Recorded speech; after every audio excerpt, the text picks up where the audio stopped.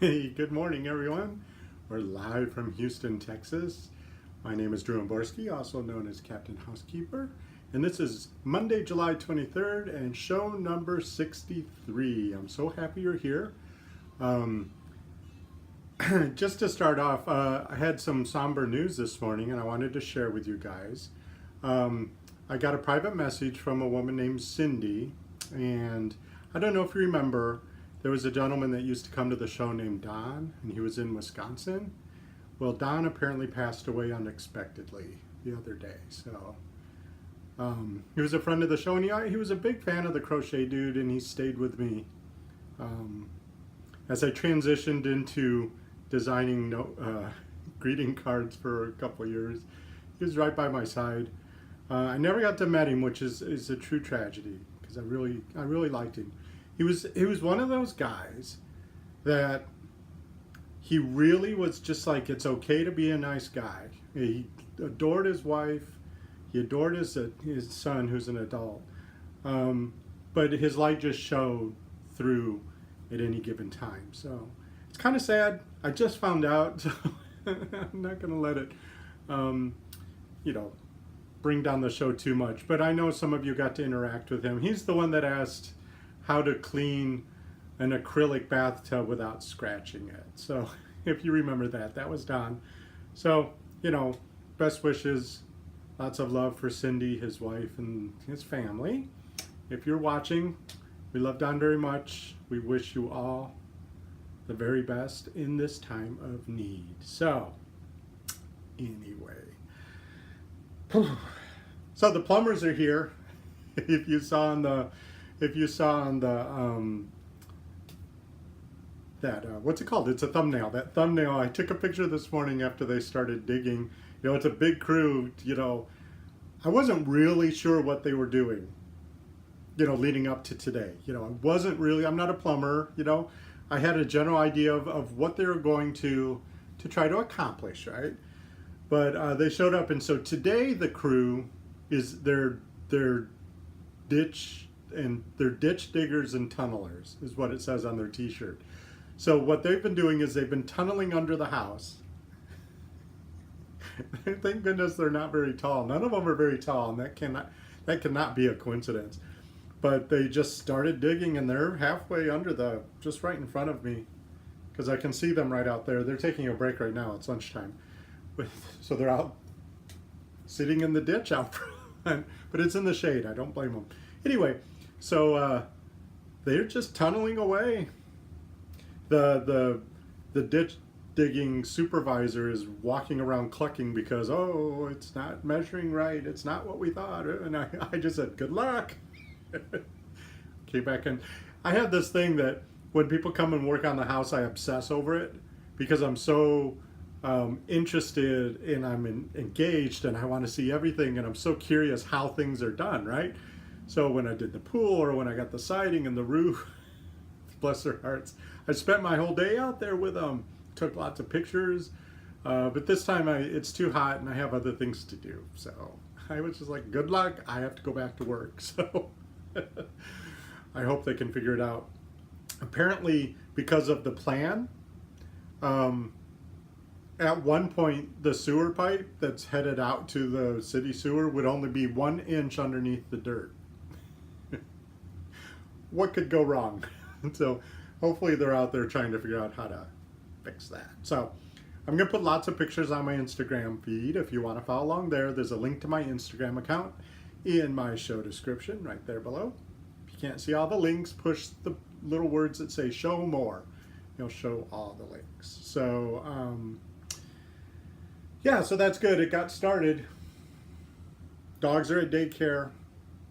I told them they're going to be at daycare every day this week. They just licked my face. They didn't know what I said, but they're going to be there every day. I actually thought about boarding them, but with this heat the way it is, I think it'd be better if they could come home every night and let everything be familiar. But the holes they're digging are so big, I don't know what I'm going to do because there's no place for them to go outside to do their business. You know what I mean? It's going to be fun because Miss Koyana, because of whatever reason, she doesn't sleep through the night, even though she's 3 years old. she gets up about 2:30 in the morning and has to go potty every single night, like clockwork. And she really does have to go because she goes. And usually I just let her out in the side yard because it's fenced in. But now there's going to be a huge tunnel under the house. So I don't know what I'm going to do. If I put her on a leash, she's going to think we're going to school or going for a walk. I don't know. Whatever. It's not a big problem. So yeah, so they're at school. They need to come home. Keep them cool. So I have Labradors. Good morning, Melissa. Good morning, Charles. Oh, I didn't say good morning yet. Good morning, everyone. There's lots of people. I just was a little choked up about our friend Captain Don in Wisconsin passing suddenly. So I didn't get around to saying, but you all know I love you. So good morning, everyone. Good morning, Melissa. I have Labradors. I have white Labradors named Tamaya and Koyana. And if you look up Tamaya and Koyana on Facebook, they have their own Facebook page. You can see lots of pictures of them. Ever since they were puppies. I did that because when they were puppies, they were so cute, I couldn't stop posting pictures. And then I thought everyone was going to get annoyed. So I created their own Facebook page to post all the puppy pictures. I did that for you. Out of respect. So, gosh, the weekend went so fast. I did my little, that little trick where I set the timer and I do 30 minutes on that work project I have that's due at the end of the month and 30 minutes on housework because there are things I needed to get ready for the plumber out in the yard and stuff around the house, right? But that worked out really well. I made a lot of progress on everything. Particularly the sweater that I was so gangbusters on and I spent so much time working on that my calculations were wrong and I probably have to pull out 2 full days worth of work.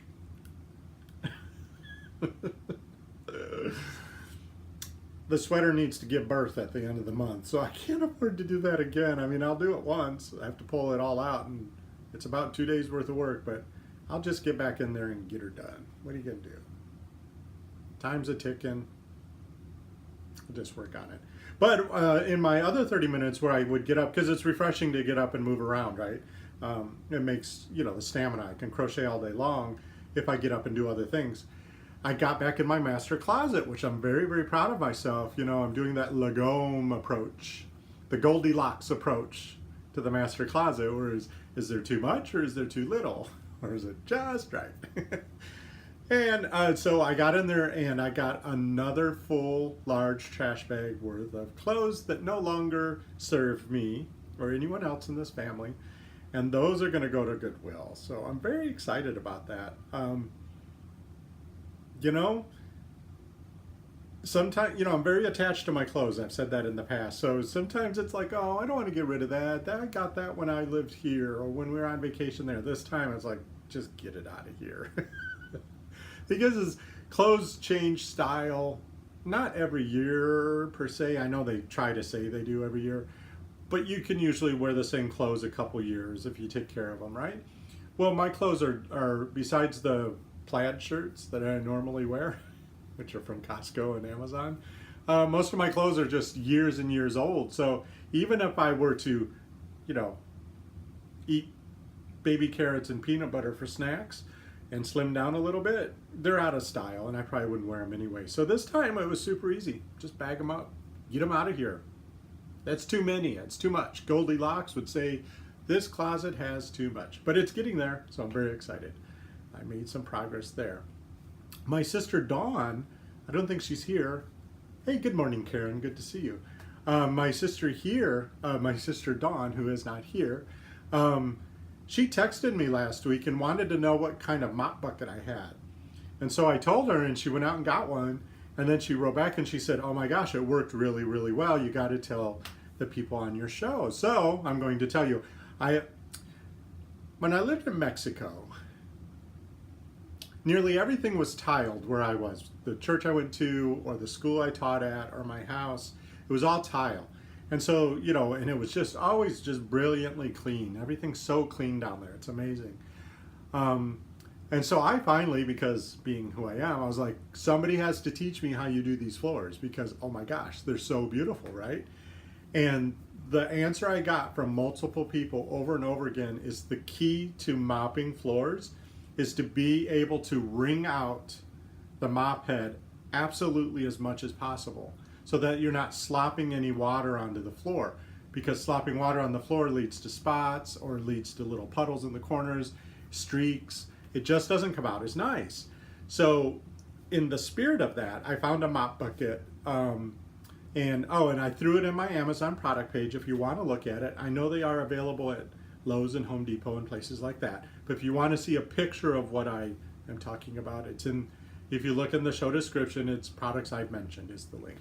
Anyway, it's a mop bucket, and at one end of it is this area where sometimes you've seen that's where you would wring it out in one area of the mop bucket. But the head of the mop is microfiber strings that go out, and you put it in that section, and there's a foot press, and you press it and it spins it. So instead of wringing it, it spins all the water out of it like a salad spinner. It's brilliant. I love it. It's super easy to use. It's effortless to push that foot pedal, and you get it really, really, really well wrung, and then the floors just come out perfect. So, Sister Dawn, I have now told everybody about it. Actually, I think I mentioned it in a video a while ago. I did a video about household products I like. If you look back in my video playlist, there's a video, I think it's called Products I Like. I don't remember the exact name of that video, but it's got a picture of a bucket with cleaning products in it on the front of the video. So check that out. I know I talked about it there, and I talked about a few other things I like there too. Captain Charles says, pants on the ground. That's funny. Like that rap song that guy wrote about youth pulling up their pants. That was on American Idol, wasn't it? Somebody was singing that on the... Karen, pants in the ground. Karen, keep your pants on. Put the plants in the ground. Oh my God, you guys are so funny. Thank you for cheering me up. I needed a laugh. That's great. So that's my Lego, my sweater debacle. Plumbers are here. Yeah, so the rest of the week I'm getting a better handle on what's going to happen. So it looks like today you can see I'm in my studio. So that's fine. Everything's, going smoothly. It looks like all they're going to do is tunnel under the house today and tomorrow. Get all the tunneling. Oh, good news. I looked up. Oh, I put it in the other room. I'd show you. I looked up. You remember I told you I took all those photos when they were putting the pool in, right? Well, I looked up in my my photographs, and I found the photo of when they installed the pool equipment and connected the pipes. So I knew exactly where the pipes were. That's why I took that photo to begin with. And it turns out the pipes, I do believe, make a right turn and go around, completely go around the area where they have to dig a big hole. Because the plan was they were going to cut all the pool pipes and reconnect them at the end. So the pool was going to be disconnected and turned into a swamp. And also, once you start cutting things and reconnecting them, what are the odds you might have a problem in the future? I think they go up. I'm not a plumber, but it seems like it'd be better if it was one solid pipe originally placed than one that got cut and reconnected. Even though they're plumbers, they know what they're doing. So that's really, really good news. I was very happy to figure that out this morning. So yay for good news. Stitching Out Loud, yes you did, and I even thanked you for bringing it up. I don't remember what show it was, Stitching Out Loud. Swedish dishcloths are 2 thumbs up so far. Mine is going really well. I've had it, the one in the kitchen, so I'm testing it out there. Has been there about 3 weeks now, I believe. And I put it in the microwave every day to get rid of all the bacteria. And it looks brand new still. I don't know how long it's going to last, Stitching Out Loud. It could last forever. I may never buy paper towels again. Because the roll that I have, every time I think, I'll use a paper towel to wipe that up, I grab the Swedish dishcloth, because that's the whole point, right? Is to, I'd like to reduce how many paper towels I'm using. And man, oh man, it's going great. So I really do appreciate you turning us onto that, Stitch. And that's working out really, really well. If you weren't here for that, if you're new to the concept, this is the one I bought, Skoy. I got it off Amazon. I threw this in the Amazon product page in the show description if you want to look at it and read about it. Swedish dishcloths are made from They're made from cotton and from sustainably sourced trees, and they're 100% compostable or biodegradable, so they're a little bit better for the environment. And you use them, and then eventually they wear out, and you can put them in your compost pile or throw them away, whatever you want to do. And they're supposed to replace 15 rolls of paper towels. So I'm excited about it. Thank you, Stitching Out Loud. And you know, some of them are really cute too. They're very European looking. Yes, everything is backward, Charles, when we do, like my Bass Pro Shop. When we do live, for some reason, everything is backwards. I'm not sure why. But that's, I think, consistent with Facebook too. I think it's something about the streaming technology. I have no way of flipping it. Oh, Stitching Out Loud loves her too. Oh, good. Diana says, do you ever throw them in the washer or just microwave them to clean them? I haven't thrown them in the washer. However, they do say right on it that they're machine washable.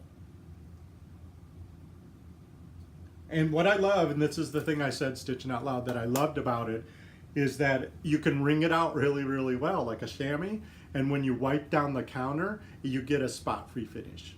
And, you know, regular like knitted or crochet dishcloths or paper towels, you can't wring them out enough to get that really, really spot-free finish. And apparently I'm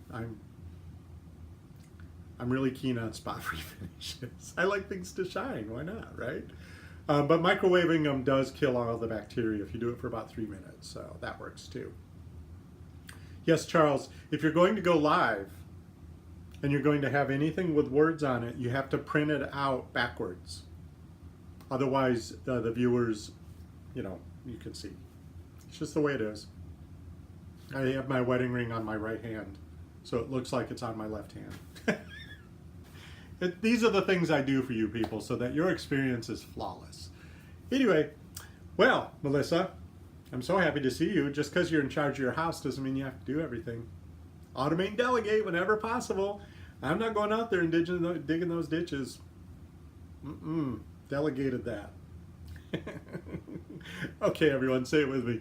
No matter what life throws at me, I have the ability to make this a fantastic day. All right, I love you guys. I'll see you tomorrow at 11 a.m. Hopefully, fingers crossed. Every day is going to be a different day this week. I don't know what's going to be going on with the plumbers, but I'll try to be here on time. But I promise I will eventually show up if I'm a little bit late. Okay? Thanks for your patience. We'll see you tomorrow. Bye-bye.